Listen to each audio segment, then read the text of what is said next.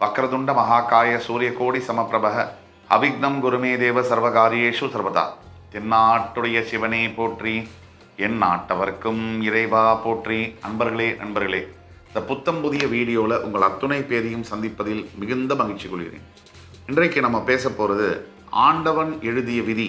இந்த தலைப்பில் மேஷம் முதல் மகர ராசி வரை பார்த்தோம். இன்னைக்கு கும்பராசியை பற்றி பார்க்க போகிறோம்.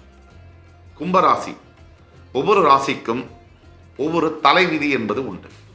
அதில் ஆண்டவன் எழுதிய தலைவிதி நம்ம என்னதான் செய்தாலும், எது செய்யவில்லை என்றாலும், சில விஷயங்களில் சில விதத்தில் நமக்கு பாக்கியங்களும் யோகங்களும் நடக்கும். அது என்ன, கும்பராசிக்கு எப்படி அப்படிங்கிறத பற்றி பார்ப்போம். இந்த வீடியோவில் பார்த்து கொண்டிருக்கக்கூடிய கும்பராசி நேயர்கள் நீங்கள் இருந்தாலும், உங்களோட ஃப்ரெண்ட்ஸ், ஃபேமிலிஸ் அண்ட் ரிலேட்டிவ்ஸ், நண்பர்கள், குடும்பத்தார்கள் மற்றும் உறவினர்களில் யாராவது ஒருத்தர் கூட கும்பராசியில் இருந்தாலும் இந்த வீடியோ அவர்களுடைய வாழ்க்கையை புரட்டி போடும், மாற்றி அமைக்கும் பாசிட்டிவான சைடில் அப்படிங்கிறதுல எல்லளவும் சந்தேகம் தேவையில்லை. கும்பராசி காலபுருஷனுடைய 11ஆம் வீடு. இந்த வீடியோவில் கும்பராசியுடைய குணாதிசயங்கள் என்ன, ஆண்டவன் எழுதிய தலைவிதி என்ன, அதற்கு பிறகு கும்பராசிக்காரர்கள் வாட் யூ கேன் எக்ஸ்பெக்ட், நீங்கள் எதை எதிர்பார்க்கலாம், அதற்கு பிறகு நியர் ஃபியூச்சர் ப்ரிடிக்ஷன்ஸ், அடுத்த 6 மாதம் முதல் 2 ஆண்டுகள் வரை உங்களுக்கு என்ன மாதிரியான ப்ரிடிக்ஷன்ஸ் இருக்குது, நிலைமை, கிரக நிலைமை எப்படி இருக்குது, அதற்கு அடுத்த பிறகு கடைசியாக ரெமிடிஸ் என்ன, ஏதாவது பிரச்சனைகள் இருக்கா அந்த தலைவிதியில், அப்படி இருந்தால் அந்த பிரச்சனைக்கான தீர்வுகள் என்ன, ரெமிடிஸ் என்ன, அதை பற்றி பேச போகிறோம். இதில் குணாதிசயங்கள், கும்பராசிக்காரர்களுடைய குணாதிசயங்கள். நம்பர் 1, அதிகமாக சகிப்புத்தன்மை உடைய ராசி என்பது கும்பராசி. எப்பேற்பட்ட விஷயத்தையும் சகிச்சு கொள்ளக்கூடிய, டாலரேட் பண்ணக்கூடிய ஒரு கேப்பபிலிட்டி கும்பராசிக்கு வந்துடும். 2, மிகப்பெரிய ஒரு வெள்ளை பெயிண்ட் அடிச்சிருக்கிற ஒரு வால், ஒரு செவரில் சின்னதாக சிறு கரும்புள்ளி இருந்தாலும் கும்பராசிக்காரர்களுக்கு அந்த வெள்ளை செவரு தெரியாது, கரும்புள்ளி தான் தெரியும். இது ஒரு மனோபாவம். 3, அனைத்து கும்பராசினியர்களுக்கும் மிகுதியான ஆன்மீக எண்ணங்கள், பக்தி என்பது இருக்கும். 4, கும்பராசினியர்களுக்கு பொதுவாக தன் தாயாரின் மீது அன்பும் பற்றும் அதிகமாக இருக்கும். 5, 100க்கு 100 கும்பராசிக்காரர்கள் தன்னுடைய வாழ்க்கை துணையை வெகுவாக விரும்பினாலும் கூட அதில் பிரச்சனைகள் இருக்குங்கிறது தலைவிதியில் வரும். ஆனால் வெகுவாக வாழ்க்கை துணையை உண்மையாகவும் நேர்மையாகவும் நேசிக்கக்கூடியவர்கள் கும்பராசி அன்பர்கள். இது குணாதிசயங்கள். இப்போ தலைவிதிக்குள்ள நம்ம போனோம்னா, முதலாவதாக வரக்கூடிய தலைவிதி என்ன, ராசியின் அதிபதியாக வரக்கூடிய சனி பகவான் உங்களுடைய 12ஆம் வீடு என்று சொல்லக்கூடிய விரயஸ்தானத்திற்கும் அதிபதியாகவே வருகிறார். இந்த கும்பராசிக்காரர்களுக்கு ஒரு விஷயம் உண்டு. ராசி என்பது உடலை குறிக்கும். இப்போ கும்ப லக்னம்னு வச்சுக்கோங்க, தானே தனக்கு விரயங்களை ஏற்படுத்திக் கொள்வது. விரயம்னா நஷ்டங்கள், பிறரால் வரக்கூடிய நஷ்டங்கள் என்று உண்டு, நம்மாலேயே நமக்கு வரக்கூடிய நஷ்டங்கள் என்று உண்டு. இந்த வீடியோவில் நம்ம வெளிப்படைத்தன்மையோட பேசுகிறோம். பல பேருக்கு பிடிச்சிருக்காது, சில பேருக்கு பிடிக்கும். பல பேருக்கு பிடிக்கும், சில பேருக்கு பிடிச்சிருக்காது. அதை பற்றி எந்த கவலையும் இல்லை. உண்மையை உரக்கச் சொல்வோம். கும்பராசினியர்கள் தானே தனக்கு நஷ்டத்தை ஏற்படுத்தி கொள்ளக்கூடிய தலைவிதி என்பது உண்டு. 2ஆம் தலைவிதி, கும்பராசிக்காரர்கள் ரொம்ப மெதுவாக செயல்படக்கூடிய தன்மை உண்டு. நிதானத்தோட ரொம்ப ஒரு மாதிரி லேசியாக ஒரு நத்தை போல செயல்படக்கூடிய தன்மை என்பது உண்டு. 3ஆம் தலைவிதி, நேர்மறையான எண்ணங்கள் கும்பராசிக்காரர்களுக்கு அதிகமாக மனதில் எழும். 4ஆம் தலைவிதி, சில நேரங்களில் தானே தன்னை வெறுக்கும்படியான சூழ்நிலைகளும் கும்பராசிக்காரர்களுக்கு வரும். 5ஆம் தலைவிதி, அனைத்து கும்பராசினியர்களில் 95% குற்றம் குறைகள் என்றால் முதலில் தன் கண்ணுக்கு தெரியும். தான் எந்த குற்றத்தையும் செய்யலை, இந்த உலகமே தப்பு அப்படிங்கிற எண்ணங்கள் அதிகமாக வரும். டிட்டாச்மெண்ட் என்று சொல்லக்கூடிய எல்லாத்தையும் வெறுத்து ஒதுக்கக்கூடிய தன்மையும் கும்பராசினியர்களுக்கு குணாதிசயமாக வரும். இது தலைவிதி.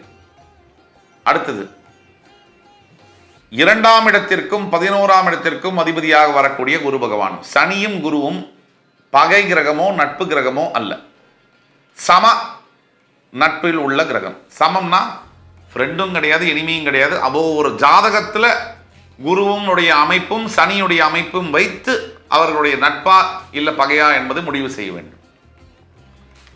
தனஸ்தானத்துக்கு தனகாரகனான குரு பகவானே அதிபதியாக வருவதனால் அது காரகோ பாவனாஸ்தியாக வரக்கூடிய வாய்ப்புகள் உண்டு. அதாக எத்தனை பணம் கும்பராசிக்காரர்கள் சம்பாதித்தாலும் கூட அந்த பணத்தை காப்பாற்றுவதற்கு சேர்த்து வைப்பதற்கு மிகுந்த சிரமத்தை பட வேண்டும். இது 6ஆம் விதி. 7ஆம் தலைவிதி 11ஆம் இடத்தில் இருக்கக்கூடிய குரு பகவான் மிகப்பெரிய பண லாபத்தை 40 வயதிற்கு மேல் ஏற்படுத்துவார். இது 7ஆம் விதி. 8ஆம் விதி உங்களுடைய 3ஆம் வீடு என்று சொல்லக்கூடிய மேஷராசிக்கும் உங்களுடைய 10ஆம் வீடு என்று சொல்லக்கூடிய விருச்சிக ராசிக்கும் அதிபதியாக வரக்கூடியது செவ்வாய் பகவான். இதில் ஒரு முக்கியமான பாயிண்ட், உபஜயஸ்தானத்தில் செவ்வாய் மூலத்திரிகோணம் அடைகிறார். உங்களுக்கு வேண்டாத கிரகம். நீங்கள் பல முயற்சிகளை கடுமையாக எடுத்தாலும் மிகப்பெரிய தடைகளும் தடங்கல்களும் எதிரிகளும் உருவாகுவார்கள். நீங்கள் வேலை செய்யக்கூடிய இடத்துல, நீங்கள் பிஸ்னஸ் பண்ணக்கூடிய இடத்துல உங்களுடைய 7ஆம் தலைவிதி என்னன்னா நிறைய எதிரிகள் இருப்பாங்க. 7, 8ஆம் தலைவிதி என்னன்னா நிறைய எதிரிகள் இருப்பாங்க. எதிரிகள் போராட வேண்டியது இருக்கும். இது உங்களுடைய தலைவிதி. இது ஒன்று. தெய்வத்தின் அனுகிரகத்தால் நீங்கள் வெற்றி பெறுவீர்கள். ஆனால் பல எதிர்ப்பிற்கு பிறகுதான் வெற்றி பெறுவீர்கள். இது 8ஆம் தலைவிதி. இது அதே மாதிரி 3ஆம் இடம் உபஜயஸ்தானம், 10ஆம் இடம் தொழில் ஸ்தானம். உபஜயஸ்தானத்தில் செவ்வாய் பகவான் மூலத்திரிகோணம் அடைவதால் சில தேவையற்ற நண்பர்களின் மூலியமாக உங்களுடைய 8ஆம் தலைவிதி என்னன்னா கும்பராசிக்கு நண்பர்கள் மூலியமாக மிகப்பெரிய ப்ராப்ளம்ஸ் வரக்கூடும். வம்பு வழக்கு அடிதடி ரகளைகள் வரக்கூடும். இது 8ஆம் தலைவிதி. 9ஆம் தலைவிதி 10ஆம் இடத்திற்கும் அதே செவ்வாயே அதிபதியாக வருவதனால் தொழில் செய்யக்கூடிய இடத்திலும் வியாபாரம் செய்யக்கூடிய இடத்திலும் மிகப்பெரிய அளவில் போராட்டங்கள் இருக்கும். எதிரிகள் இருப்பார்கள். நண்பனும் பகை போல் தெரியும், அது நாள் பட புரியும். இது உங்களுடைய கரெக்டாக உங்களுக்காக எழுதின வரிகள். உங்களுடைய 5ஆம் இடம் அது புதன ராசி வீடு. 4ஆம் இடம் உங்களுடைய ரிஷபராசிக்கு அதிபதியான சுக்கிரன் உங்களுடைய பாக்யஸ்தானம் என்று சொல்லக்கூடிய துலாம் ராசிக்கும் அதிபதியாக வருகிறார்.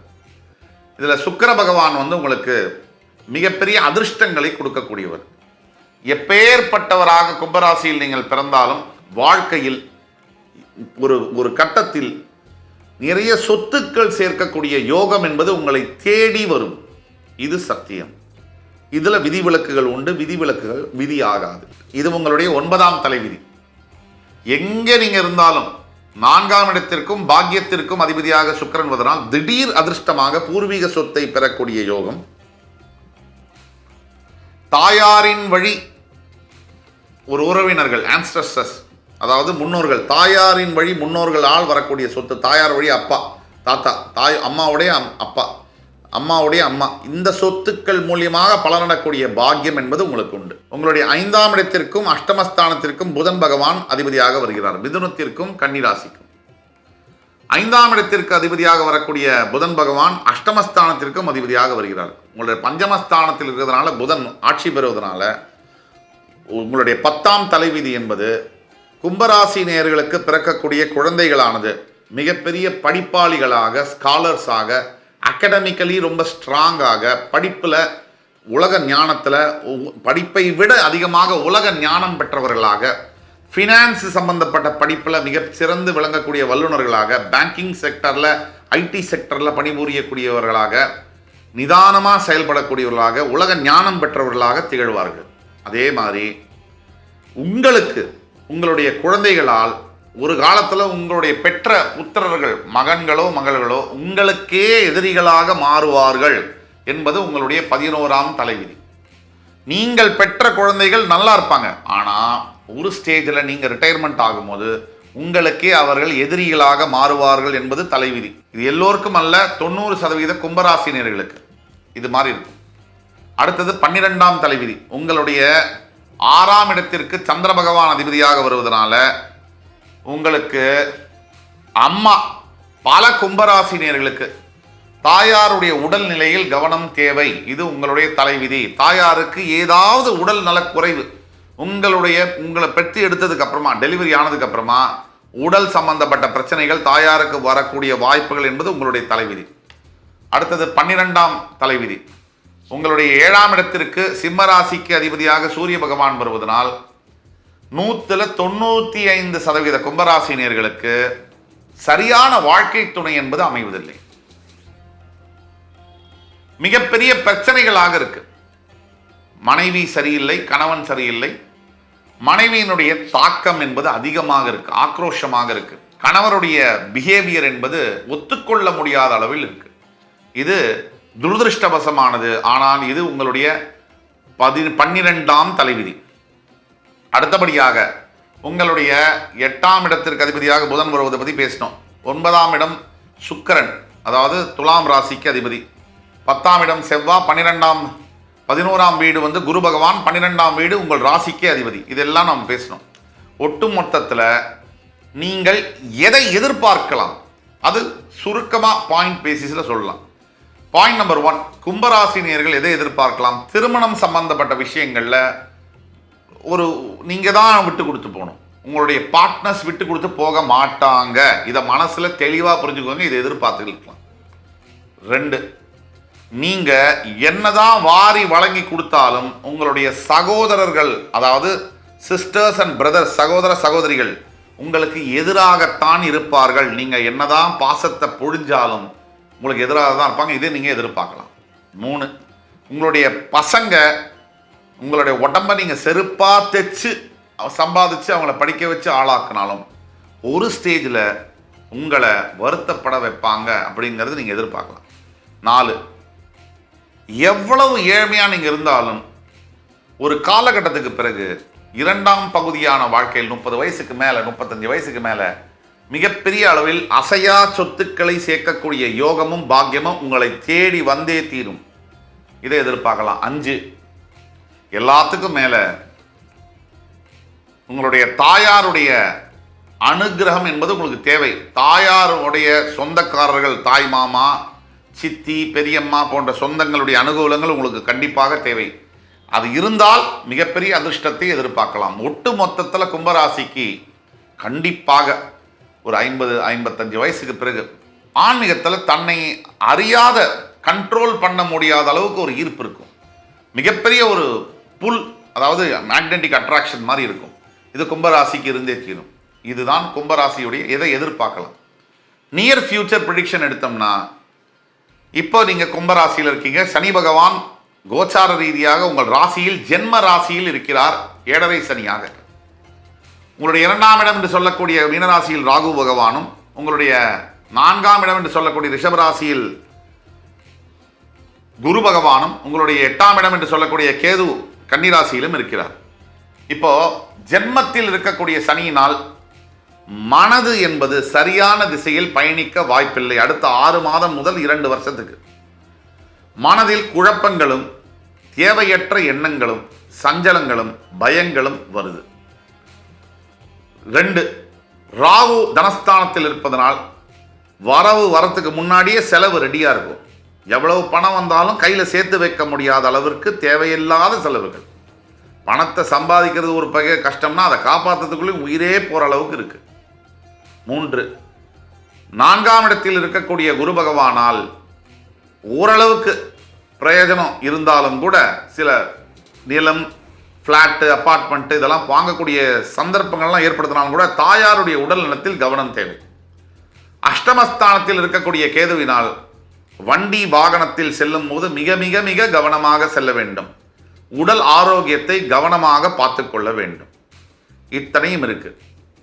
இப்போ எதை நீங்கள் எதிர்பார்க்கலாம்? நியர் ஃபியூச்சர் ப்ரிடிக்ஷன்ஸ் என்னன்னு பார்த்தோம். ரெமெடிஸ்ன்னு நம்ம பார்த்தோம்னா, கும்பராசிக்கு முதல் ரெமெடி சனீஸ்வர பகவான் ஒவ்வொரு சனிக்கிழமையும் ஞாயிற்றுக்கிழமையும் சிவ ஆலயங்களுக்கு சென்று, அதுவும் பிரதோஷம்னு வச்சுங்க, சனி பிரதோஷம் இல்லை ஒரு ஞாயிற்றுக்கிழமையில பிரதோஷம் வருதுன்னா அன்னைக்கு கண்டிப்பாக சிவனுக்கு வில்வ மாலை சாத்தி அவர் கோவிலில் சென்று அபிஷேகம் செய்து தர்ம காரியங்கள், தானங்கள், உணவு தானம், உடை தானம் அளிப்பது போன்ற ஒரு சக்திக்கேற்ப, உங்கள் சக்திக்கேற்ப தான தர்மங்கள் செய்யும் பொழுது மிகப்பெரிய அளவில் உங்களுக்கு நன்மைகள் உண்டாகும். இரண்டாவது ரெமெடி என்னன்னு பார்த்தோம்னா, அனாதை குழந்தைகளுக்கும் வயதான முதியவர்களாக இருக்கக்கூடிய அனாதைகளுக்கும் உணவளிப்பது, உடை அளிப்பது போன்ற விஷயங்களை தத்து எடுப்பது. அவர்களை குழந்தைய ஆன்லைனில் கூட தத்து எடுக்கலாம், பெரியவங்களை தத்தெடுத்து அவங்கள கூட நீங்கள் வளர்க்கலாம். வீட்டில் வச்சு தான் வளர்க்கணுங்கிறதுல ஸ்பான்சர் பண்ணலாம். அப்படி பண்ணும்போது மிகப்பெரிய அளவில் மாற்றங்கள் தெரியும். மூன்றாவது ரெமெடி என்னன்னா, ஒவ்வொரு நாளும் ஓம் நம சிவாய நமக இந்த மந்திரத்தை 108 முறை தவறாமல் காலையில் சீக்கிரமாக எழுந்து குளிச்சுட்டு சுவாமிக்கு விளக்கேற்றிட்டு சொல்லும் பொழுது மிகப்பெரிய அளவில் வாழ்க்கையில் இந்த தியானத்தை தொடர்ந்து செய்யும் பொழுது மாற்றங்கள் நிகழும். நாலாவது ரெமெடி, உங்கள் அருகாமையில் இருக்கக்கூடிய ஆலயங்களில் இருக்கக்கூடிய பசு மாட்டிற்கு அகத்திக்கீரை செவ்வாய் மற்றும் சனிக்கிழமைகளில் கொடுக்கும் பொழுது வாழ்க்கையில் மிகப்பெரிய மாற்றங்கள் நிகழும். ஐந்தாவது ரெமெடி, நீங்கள் உங்கள் குலதெய்வம் கோவிலுக்கு வருஷம் ஒரு முறையாவது நீங்கள் அவசியம் ஃபாரின்ல இருந்தாலும் இந்தியாவில் இருந்தாலும் போய் வரணும். இந்த ரெமெடிஸ் எல்லாம் நீங்கள் செய்யணும். ஆக என் அருமைமிக்க கும்பராசி நேயர்களே, இந்த வீடியோ உங்களுக்கு கண்டிப்பாக பிடிச்சிருக்கும்னு நம்புகிறோம், பயனுள்ளதாக இருக்கும்னு நம்புகிறோம். அடுத்து வரும் காணொலியில் மறுபடி உங்கள் எல்லோரையும் இன்னும் பல அரிய தகவல்களுடன், சுவாரஸ்யமான தகவல்களுடன் சந்திக்கும் வரை உங்களிடமிருந்து விடைபெறுவது உங்கள் சுபாஷ் பாலகிருஷ்ணன். நன்றி, வணக்கம், வாழ்க வளமுடன்.